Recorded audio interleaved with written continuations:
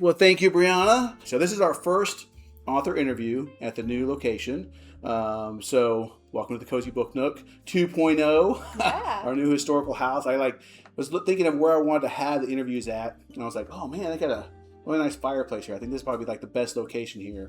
Books and fireplace are one of the best pairings. We're here to talk about, you have a new book launch that you just came out. You've actually been an author on our shelves for a good couple years now. Yeah. I think we met for the first time at Mid-Ohio a couple years ago, and that's when you come out. You already had I'll Be There For You out. Right. Been a pretty popular book. So if you want, just briefly, we'll talk a little bit about this one before we kind of move over to the new release one. But sure. How about I'll Be There For You? Like, when did that come out? So that came out in October of 2022. Okay. Okay. Very nice. And how's it been doing? Good. You've been doing these festivals? You been doing more than Mid-Ohio? Yeah, I think I've done the Mid-Ohio Indies a couple years. And I've been pleased. Like, there's just a lot of book festivals kind of all around Ohio and within a 2-hour radius any direction. So I feel like I do like the book festivals and try to get to as many. It's a lot of fun. You get to meet a lot of the other readers and stuff, meet new readers. I'll Be There For You. What's it about? And is it a young adult? Both are young adult, contemporary young adult. So I'll Be There For You is about a 16-year-old girl named Ray who has lost her father and is still in the grieving process, but meets a boy who convinces her to audition for the school play. And when she does that, kind of opens up her world again, opens herself up to friendship and romance and family and healing.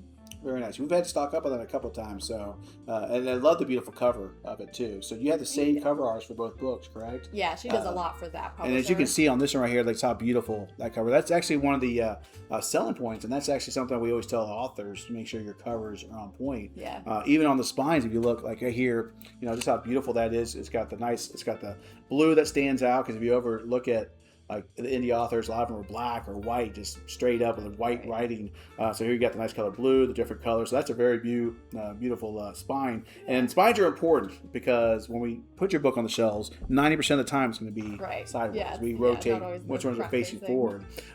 So Beyond the Bucket List, is that the same world as this? A totally different story altogether? Totally different story. I mean, same genre, but beyond that, no. Okay. Crossover. So what kind of brought that Beyond the Bucket List? What kind of brought that story to life? So that one has actually been in my head for longer. So that goes back to 2011. Okay. When I first had the idea for that one, and then I did end up writing a first draft and kind of set it aside a little bit, and then wrote I'll Be There For You, and that was the one that got published first. But okay, that happens quite a bit. I've talked to authors where like they have one that they worked on a while back, but then they just switched over to do another one. They wanted to go back to it. Such a good story. Yeah. So tell us, what's it about? Like, what's So this one is about teenager who gets diagnosed with cancer and her bucket list. So I would say it's kind of a story of figuring out what gives life meaning, how we make the most of whatever time we have. It was loosely inspired by my life in the sense that I work for an advertising agency that specializes in oncology. And so one of the brands I worked on a number of years ago was a Hodgkin lymphoma drug. And so that's the cancer that the character gets. Oh, that's good though, because I mean that kind of allows, not good that they have the cancer, but good that there's a subject matter that you're familiar with. Yeah. They didn't have to do too much research on something that was already that you felt comfortable writing about. Right. I think a lot of authors are sometimes worried about write about certain subject matter just because they don't want to do it wrong, or they want to do it justice and stuff. And that's good that you have that in there. Is a story. I mean, is it a tearjerker? I mean, people are going to be crying. No spoilers for this one, but I feel like when you involve cancer in a story, I think it's fairly safe to say most of what I write has the potential for some tears. Okay. Just because I like to explore stories that move people, hopefully. Very nice. So we'll say probably tissues with this one. I hope it's a cathartic kind of cry. Well, it's good, and that's actually another thing that authors strive for. That sometimes they write a good story, and I'm like that. I have to really struggle with the emotional depth of it. I like to write, but at the same time, it's like to get tears out of people or laughter is hard. So that is a great philosophy of coming into writing, is to be able to get to that where you're creating that emotion and falling along with the characters. So about the characters, how many main characters do you have in this one? So the main character has a couple sisters and their parents, so you kind of get the family part of it, and then has a boyfriend that she's been with for a long time, so he's a big part of the story, and then there's kind of a new friend that she ends up meeting through this journey that has a pretty significant role in it. Is it kind of like almost like same situation, or is it kind of like just someone that just, I'm glad I met you because I can tell you things I never know to anybody else? Yeah, because she had her brother had cancer, and so it's kind of the one person that the main character Dell can just say everything she's feeling without, the friend being as invested as the people closer to her. Right. Maybe a little more, maybe honest and not trying to protect her as much. Exactly. I can understand that. So when it comes to like writing style, like what's your kind of like writing method? Do you have like a certain word count that you do? Do you like write when you're inspired? Do you have a place that you like to write? Yeah, I'm very when I can, how I can. So not routine, not consistent. When I'm in the middle of a story, I tend to write a lot if I'm trying to get a draft out, and then I might go a good long while without really doing much of anything. Do you have any kind of mediums you prefer? Do you type? Do you handwrite? Usually just, I like to handwrite when I'm brainstorming, and then once I actually start drafting, then I just use a Word document. Very nice, yeah. It's like, it's always interesting because, getting to know how authors, their writing methods, because a lot of people that watch maybe aspiring authors, not just, readers. And so it's always good to kind of hear that other authors are kind of like you. Yeah. When I wrote my first book, it was all handwritten, which was, it was nice at the time, but when you start going to transcribe it, having bad handwriting plays a very big role in that. So, and I typed really slow, so typing faster helps. So that's like, but there's some authors that just like, they prefer to handwrite. There's some that, type on their phone. Right. There's some that wherever they're at, their kids' sports or what have you. There's some that write on a computer and stuff. So I think the type of medium that you use. Now, do you have like a location you like to go to? Do you like to go to the library? Do you have a den? I usually just will do it in my living room. I think it's one of those, it's a nice idea to write in a coffee shop or something like that, but I just, for myself, don't do well with distractions. So if I have to, I can write in a stimulating environment, but if I have the choice, I'd rather just be alone and have it be quiet. So living room isn't too distracting? People watching TV or well, if it's just me. It's just you. Okay. Okay. Because you never know, like people kiddos around, then maybe. Because I mean, sometimes when I'm in the living room, it's like yeah, it depends on the day. One kid yelling at the game of the VR, right? The other one, I'm hungry. So it can be kind of hard, like with all that. But that's good that you're able to have that place that's in the open, that's like easily accessible. You have to close yourself off from the rest of the family. So that's always very good. So how long is this book out? It's a new launch. March, so the end of March. The end of March it came out. And then have you already taken it on the road? Have you gotten a couple of places, signings and stuff you've been able to do? Just a couple. I did one at a couple in Columbus, one last weekend and one in March, and might have some stuff in the fall. Yeah. Okay. What's it like now that you're an author? You now have 2 books. What's it like for the marketing and trying to get your book in the hands of readers? I know it's always got to be hit and miss, and then obviously the book cons are a big help and stuff. But how do you work with navigating the social media and getting your hands to? Yeah, I personally, I've found Substack to be a good outlet for me, so that's kind of the one I'm focused on at the moment. What do you do in Substack? I know I'm familiar with Substack. I've never that's not, but apparently it's a lot of use for courses. It's not blogs and kind of like able to it's almost like being able to like give information back and share. Yeah, so I would say it's kind of like a blog situation, and it's a nice opportunity for me to still be writing, even if it's not book length, but writing something. And then if I do have book news to share, I can share it that way. And so that's just been a comfortable. Okay. Do you also share on social medias too? Or not as much anymore. Mostly on stuff back? Do you ever heard of following? I'm just curious. I've never really met anybody that yeah.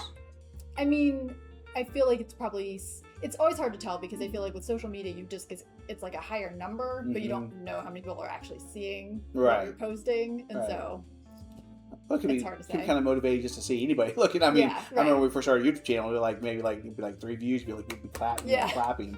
I remember it took a while. We only got 30 something. YouTube's probably the slowest growing platform they have, but it still feels good. Like when you do a reel or something, just kind of see those views at the bottom or a like or any kind of interaction stuff. Now, do you have go through an specific editor, or do you kind of do you use beta readers when you do this? So with this book, it was important to me that I get someone to review it from the medical perspective as well as from the cancer patient perspective. So actually the woman that I ended up dedicating the book to didn't have Hodgkin lymphoma, but did have another form of cancer as a young adult. And so I connected with her through the local chapter of the Leukemia and Lymphoma Society. And so she read the Nice. entire manuscript and gave me just very lovely feedback about kind of, not the disease specific parts, but just the emotional journey. And obviously, like, every person's is going to be unique, but having someone who's been through something similar be able to, give me some feedback on that was really helpful. And then had another, like, medical professional review kind of my notes about the trajectory of the disease and the treatment and that kind of thing, and give me feedback on that. It's amazing how much now that people really rely on, like, there's two kind of sides to people. There's people that are in the profession that will just like, that's not how you do that. That's not right. That's not right. Or say, oh, that's actually pretty good. And then you have the other one that will like use that as a study guide, and like that's the way they'll base their knowledge of that information. So it's just definitely like important for a reader, especially if you're gonna do something that's like that you need to have all the right information. So that's I think that's one of the ways I've always been kind of afraid, like doing like police like writing, like, because I don't know any of the lingo and any of the like terminologies and stuff, so it'd be hard to write without having somebody involved. So that's a very good way of like one being in the field, but also having those that can take a look at it and say, yeah, this is accurate on both the technical and the emotional side. So that's really impressive that you did that.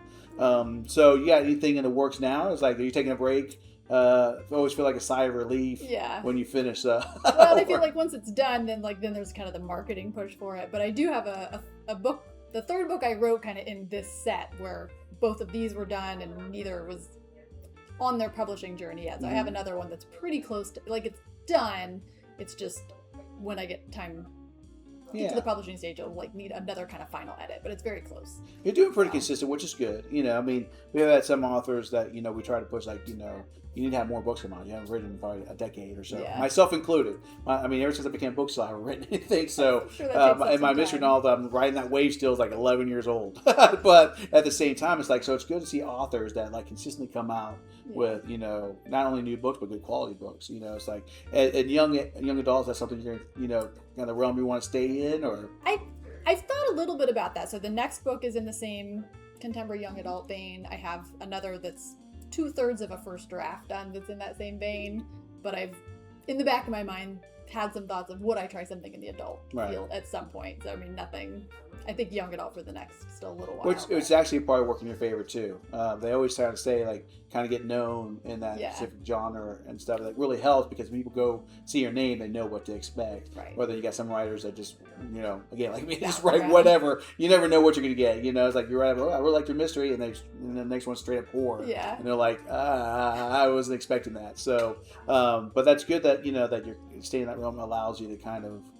Keep with pace. I think most of the young adults, most of the characters are, tend to be on the younger side and stuff. Yeah.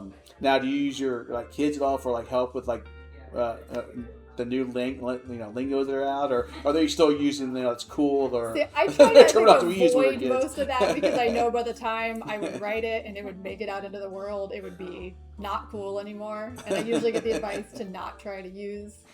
It's amazing how much like common words mean something totally different now. So it's like, you definitely can age yourself when you like put a specific lingo in there. But I would feel like as you kind of go, it's like it's always going to have like a new generation of readers coming through, be like, what does cool mean? Does she mean lit? Or whatever they're using now. That's probably like already a decade old. That's my older kids that would tell me. I don't even know what they use now. I stopped trying to listen myself. But it's very nice that you have these 2 books out.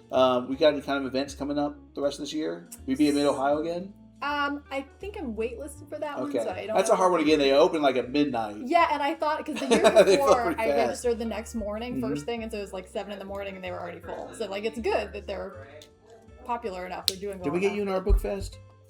I don't think so. Okay, that filled up really fast too. That was because we're running the Dayton Book Fest this year over the Shriners in September. So now we have our own book on. They'll be running over there. We got 50 authors and stuff. But if you're not familiar with it, that when they have these cons, they usually open it up to register, and usually they fill up like that. It's never a shortage of trying to get authors. So it's kind of a rat race trying to get into some of these. And I do the Mid-Ohio every year, but I did it because at 12:01 when they launched, I was on their side at 12:01. At 2:00, I think they're already filled up. And I was up. Normally I'm not up at midnight on New Year's Eve. It's like New Year's Day that it opens, and so I should have done it because I was awake that day. But I was like, I'll do it in the morning. And that was I'm usually in bed by 9, but I think that one I actually set an alarm because I think the new habit now, if the kids are there or not, is like we set the alarm for like 10 till or 5 till. Just have to wake up, watch the ball drop, do a quick kiss, and go to bed. Now I get on my computer and do register, and then I go to bed. But yeah, ours when we did it overnight, it was by 6 the next morning I had to like cut off like the big tables, and then by 9 o'clock I had to just shut the whole thing down. It was like way too many. It was great. It allowed us to kind of go through and kind of because instead of taking first come first serve like some of the book, we decided to cultivate to make sure we had different genres. Did a little more. Research on the different authors and stuff. But yeah, if we can get you an extra, that'd be totally awesome too. Yeah. So we're very excited to have your new book. We're getting our copies today. Yeah. So we're very excited to be able to get those on the shelves. Thank you so much for stopping by. Any questions from the audience? I have a question. So why did you select young adult as the genre you wanted to write in the first place? That is a good question because I've written like a little bit of everything over the years. I feel like in my early teenage writings, there's horror, there's poetry, there's picture books, kind of everything. But then I don't know, I think it was college age that I tried young adult for the first time. Probably read John Green somewhere around there because he's like my favorite, and just liked it. So probably a good question too. Is there any kind of authors that you kind of like, not necessarily emulate, but that you look up to that for? I do feel like John Green because again he writes the same kind of young adult that I do, where it's moving stories. There might be tears, but they're great characters that really pull you in. And so young adult, I would say him. And then Matt Haig is one I've been reading a lot of lately. Yeah, he's the one I've recently started coming across. We're getting some of his books on the shelves. Yeah, and I feel like again he kind of explores that like what does it mean to be human idea, which I think is a fun topic to explore. But again, thank you so much for joining us today, visiting us today. Thanks for all of you coming out and showing your support. That goes a long way when it comes to helping authors out. But again, thank you so much for coming. Thank you all for coming. And thank you all for coming that are watching online. We're going to have, especially on YouTube where this is being uploaded, we're going to have all of our links in the description below. So make sure you go check out our work. And then, of course, you can always get our copy of our books here at the Cozy Book Nook. So everybody, again, thank you for joining us. And we'll see you in the next author interview.